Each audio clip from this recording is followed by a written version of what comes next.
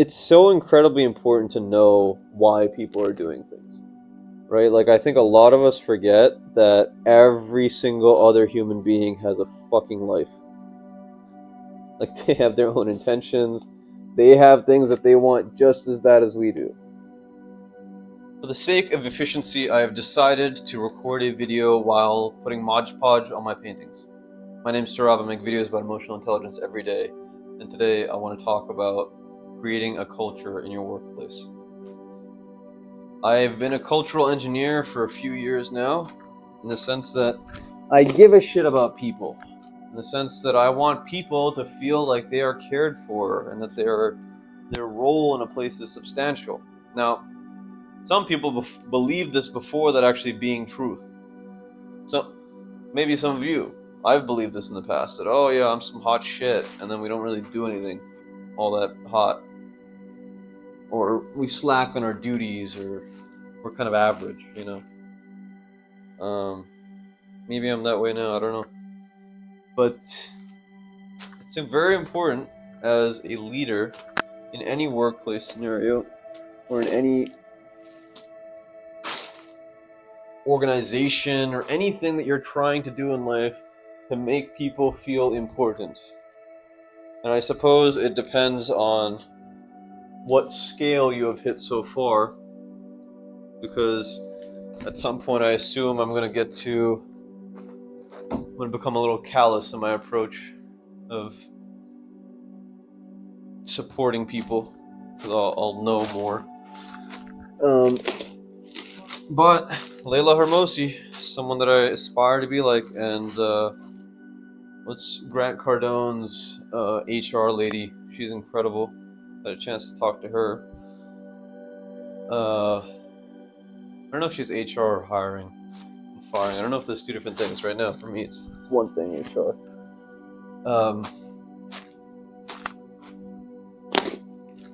But they basically say that the most advanced leaders are the ones that are able to interact with people as individuals. Now, what does that mean? Well, I don't know if you've had the same experience as me, but I'll tell you, if I'm interacting with someone that watches sports all the time and has a very callous sense of humor, I have to interact with them in a very different way than someone that is quiet and makes artwork for fun, or as their part-time career or whatever. You know, personalities are fucking different, and we have to approach people differently. Otherwise, we won't quite get what they want to accomplish, which is my understanding of leadership, a very, very important thing to know about people that we work with, and B, how to convince them to do the fucking thing that you want them to do, which is also incredibly important as a leader, to get people to buy into your philosophy of things and your workflow and everything. You need buy-in. How are you going to get someone to buy in if they think that you don't care about them, right? So the catch-22 is you have to care about them. You have to care about people. Oh, cool. It's nice spreading Mod Podge on some of these paintings, because it's almost like I get to put another layer that's just going to disappear, but I can make it look cool. Like, I'm never going to see this painting like this again. Pretty sick, if I do say so myself. Raising people up, man, more than them. You want to be a good leader, you must get good at understanding archetypes. You must get good at understanding people's motivations. And that comes through spending the fucking time. I'll give you an example. Today, so I hired an office manager for my dental practice. And though she is not technically doing your traditional office managing, meaning like she's not making sure that all the staff do the things. She's really just a secretary for me, because I have so much other shit that I want to get done at the practice that I need someone to send emails and set up meetings and stuff like that for me. But so she came on board, let me say, Monday. Holy shit. Yeah, so she came on board Monday, and it is now Thursday night, and she's done an absolutely phenomenal job. Literally every single time I say, "Hey, can you find the emails for these colleges and send out emails and set up meetings, or can you make our Facebook account more whatever, or can you get 100 people on my Indeed to send me references and look through them, or can you make me a consent form for giving people the ability to go to the orthodontist?" Clutch, absolutely clutch every time. Nails it, nails it, nails it. And I'm over here like, what a godsend. Mind you, I kind of knew that this lady was some shit when one of her bosses said that literally she was the backbone of his business. I knew that I needed that lady in my life for the sake of growing as a leader, but also for the sake of getting the things done that I know have to be done to make the practice and really the whole thing a reality. We need people. Okay, you can see me. Let me just make sure here. I'll move you back. There you go. So, yeah, so she's just like a really really hardworking lady, and she has some really high self-esteem to the point where she is sometimes questioning whether or not I've been lazy on my time off. She's like, "Oh, you didn't make those phone calls, huh?"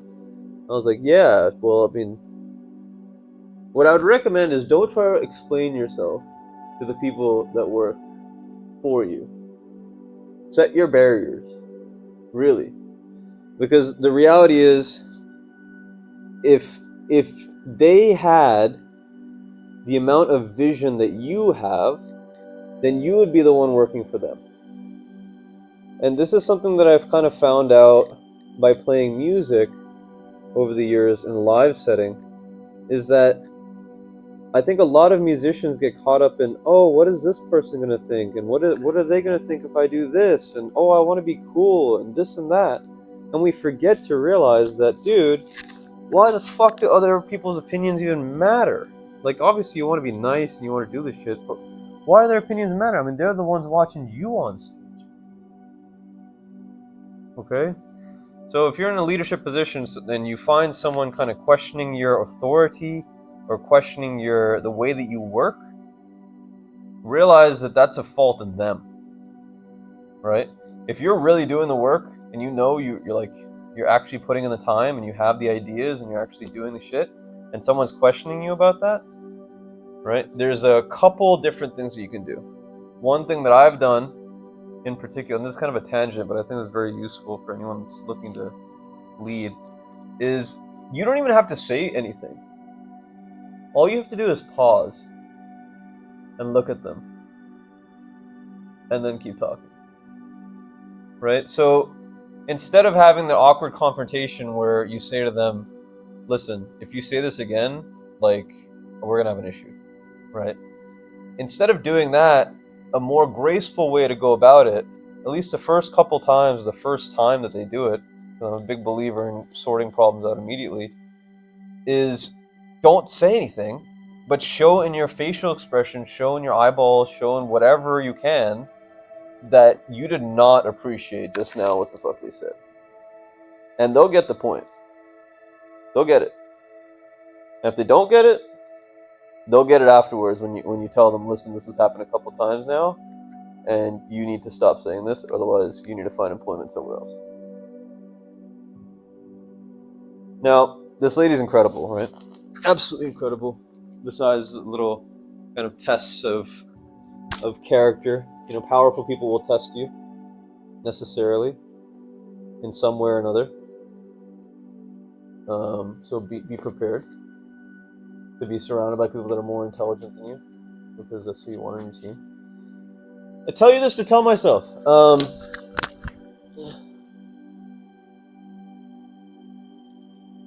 She came to me today And she usually wants to work more hours because she wants to make up the time, and it's just, that's what she said in the past to me before. And today she left. She was like leaving a little bit earlier, and I was like, "Oh, what's up? Like, I still work for you to if you're interested." And she said, "No, I have something going on at home, whatever." Now, I think a lot of bosses would fall into a category because I had some billing to do. After work, I have work to do, as you can see, but also really dentistry work, like actual work. Um, this is also actual work, but you understand what I'm saying. The reality is that despite me knowing that I might have to stay there an extra 20 minutes if I have a conversation with this lady, I went out of my way to listen and be like, hey, what's going on? Like, you want to talk about it? And she broke it down. And she's going through some real shit, and like more than once so far in this kind of leadership management position at the dental office, my workers have cried to me, which I suppose is a blessing because I can put people in comfort and know that someone's actually listening to them and that they feel comfortable enough to share their emotions with me. Perhaps a long-term toll, but really I know I'm strong enough to handle this. The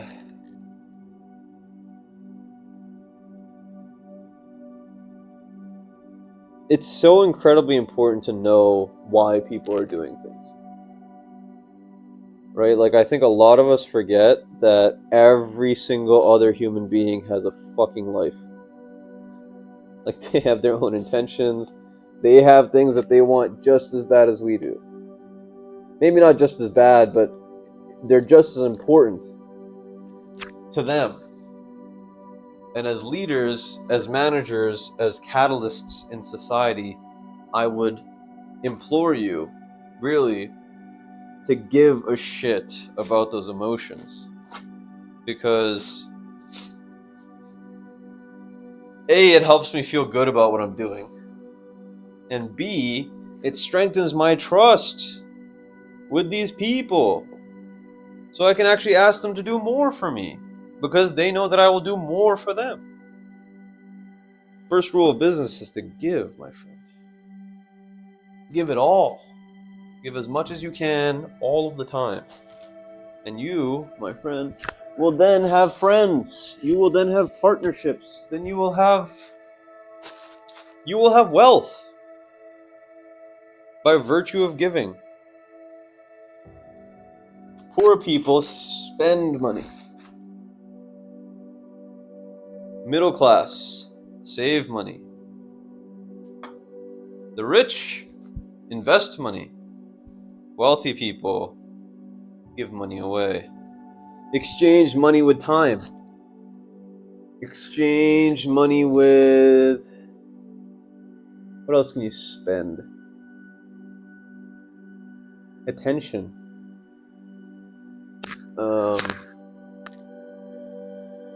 Resources. Anything it is in your life, if you start giving it away, intentionally, obviously, not to people or things that are not going to necessarily contribute to your life, but intentionally, my belief, and the belief of many great people in the history of humanity, is that it will not only come back to you, but it will keep giving.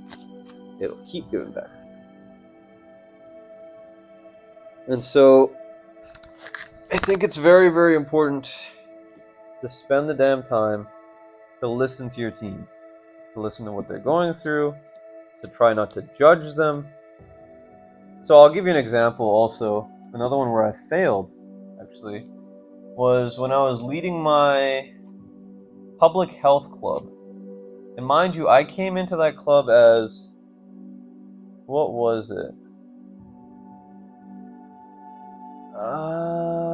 I think I had like some sort of hybrid position where I was like maybe outreach chair or something, where like I was supposed to put the events together. and like I knew a lot of people in the community, and I was doing all this stuff I was like doing an underpass mural and all this shit. So I was like super excited and I had all these ideas and stuff, and this is the first time that I really realized that you can be in a situation where these people are highly educated and they might not have the skill set that you do. So this was in dental school, and this was like a kind of a startup club that the school was funding and putting together because they wanted it to be some real shit so that people would join because of their public health interests. And me having years of experience in running organizations and actually putting teams together and creating initiatives and creating strategies, I was telling these kind of underclassmen girls like, yo, this is like the stuff that we should do, you know? And I have all these ideas, and this is the kind of stuff, and we can have like weekly meetings and do the thing, and clearly just overwhelmed the shit out of them, because at some point they got together on a Zoom meeting and told me that I was treating them, I was condescending, and that if that I should communicate better, and X, Y, Z other thing. And at that point, I was so fed up because I was essentially coming up with all the ideas, and I was doing more than half the work. And if you've been in that position, you know exactly what I'm saying in terms of the gall that people can have in trying to put you in whatever place that they want you in to control you. And now I will also say that I did not go and do my research on what these girls were going through. Right? If I was a better leader, and though I was not the president of the club, that does not mean that you cannot be a leader. In fact, most of the time leaders arise in difficult situations and they are not in a leadership role.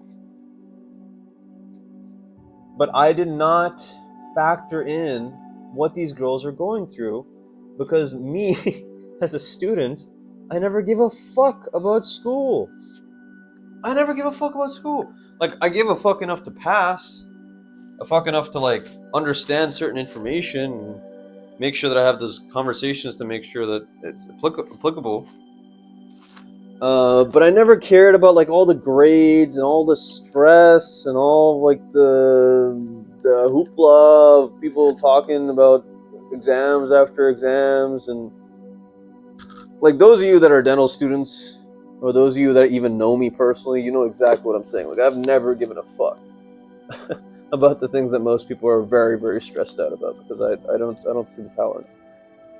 So, starting from that position, being an upperclassman, essentially being done with all the shit that they're doing, and in basically never really being able to understand where they're coming from, I didn't factor any of these things in.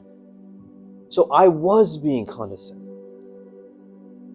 because I was assuming that anyone that has the insane idea of doing dental school probably... Oh, I ripped it. Fat ass. Anyone doing graduate school... Oh my god. Anyone doing graduate school and having the wherewithal to say, okay, I'm going to start a student organization and actually do something. Like, actually do something.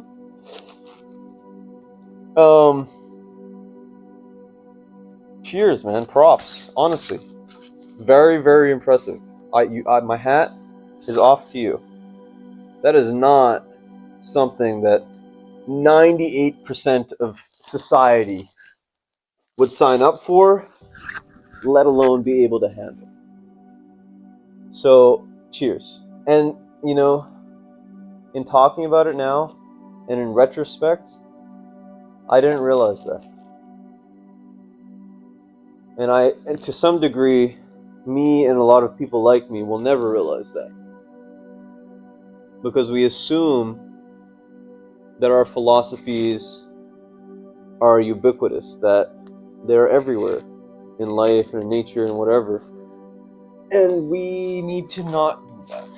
We need to not assume that that's because it's really selfish and really narcissistic. And in the end, it is not going to get us trust with our teams. So I failed in some senses, sure. But that doesn't mean that they weren't incompetent. I will say that. Whether or not you like President Trump, so be it. He's a good businessman. He knows what the fuck he's talking about in terms of teams. He knows, he knows the shit. How to be successful in American society, in quotations. He knows what it is. I mean, he was the fucking president of the United States. And until someone accomplishes that, you can say whatever you want, but whatever. Anyway, he said that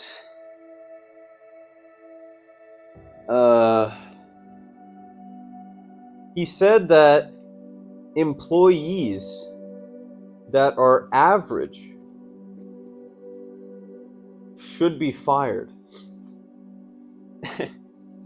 And that's coming from someone that has the ability to choose, first and foremost. And I would argue that all of us have the ability to choose.